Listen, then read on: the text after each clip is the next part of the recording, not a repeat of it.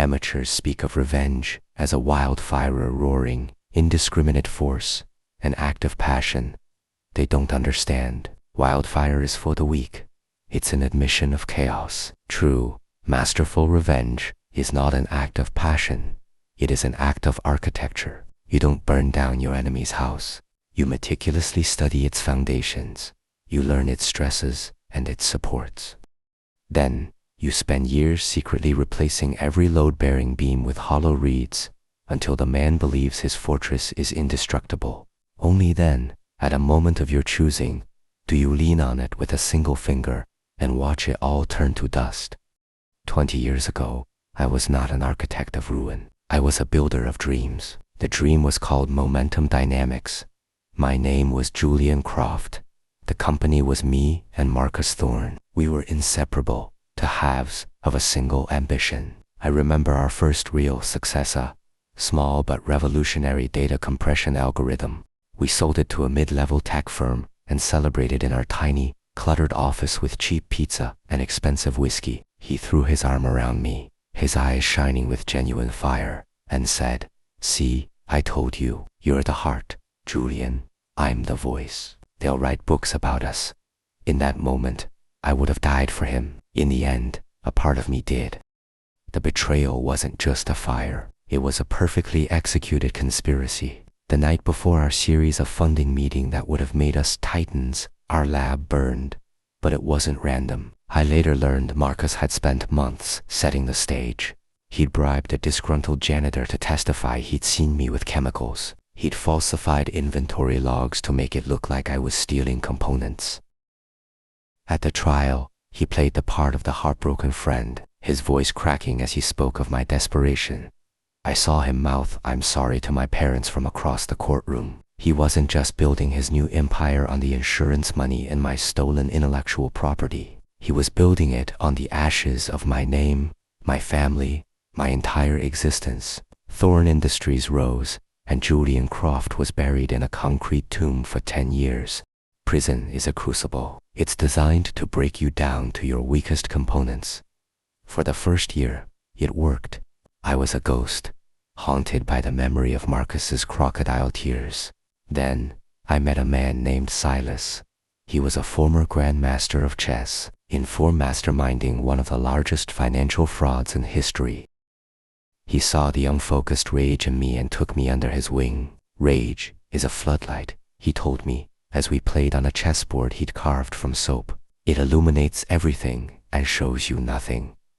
Purpose is a laser. Silas became my university. He taught me that every system, whether it's a chessboard, a stock market, or a man's life, has a king, a central piece that, if threatened, causes the entire board to panic. He taught me finance, not as math, but as psychology.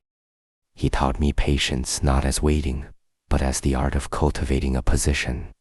I spent 9 years under his tutelage. I ran miles in the yard until my body was a hardened weapon. I spent my nights reading philosophy, psychology, and corporate law until my mind was a fortress.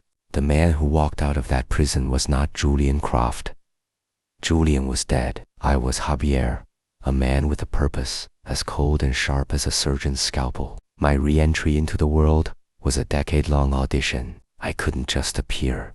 I had to be invited. I took on impossible jobs under my new identity, building a legend. I worked for a Russian oligarch, retrieving his daughter from kidnappers in Chechnya without a single shot fired.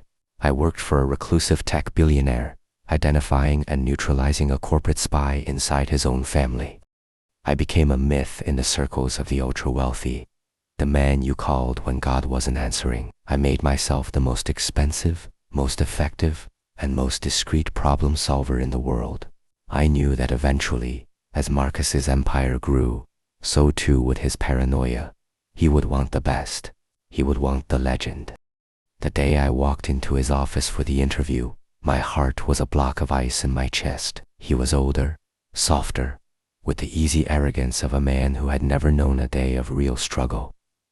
He didn't see the ghost of his past. He just saw the solution to his future. "They say you're the best, Javier," he said, not even making full eye contact. I am his head of personal security and estate management. The fox was now guarding the henhouse, the keys to the kingdom dangling from his belt. And so, the haunting began. A campaign of psychological erosion waged over many months. It started as whispers of the past, the rare jazz album playing softly from his office speakers at 2 a.m. The antique fountain pen, my father's gift, appearing in a drawer he hadn't opened in years. These were designed to be dismissed, to be odd coincidences that left a faint, nagging residue in his subconscious. Then, I began to warp his present. I used my total control over his state-of-the-art smart mansion to wage a war of inches. The thermostat would dip, leaving a chill in the air no one else could feel. His favorite paintings would be tilted by a single degree. His personal emails would be flagged as spam, while junk mail was marked important. I manipulated the data from his biometric watch, making him think he was sleeping less, his heart rate higher. He was losing faith in his own senses. The final phase was to make him dependent on the source of his torment. I orchestrated threats, a sophisticated cyber attack on his personal accounts that I, and only I, could stop. A drone that violated his airspace, which I dramatically disabled in front of his family. I became his confessor, his protector, his only bastion of stability in a world he felt was dissolving around him. I feel like I'm coming apart. Javier, he admitted one night, a glass of expensive scotch trembling in his hand. I placed a reassuring hand on his shoulder. I won't let anything happen to you, sir. I am always watching.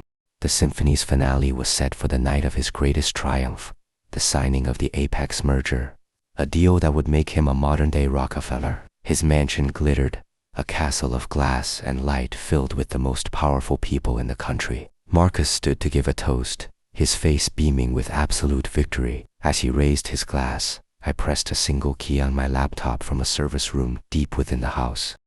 The heavy thud of magnetic locks was the first note. The descent of ballistic steel shutters over every window was the second. The music died.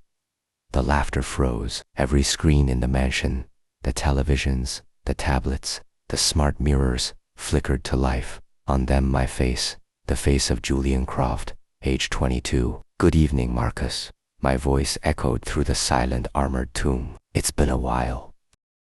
What followed was not an accusation.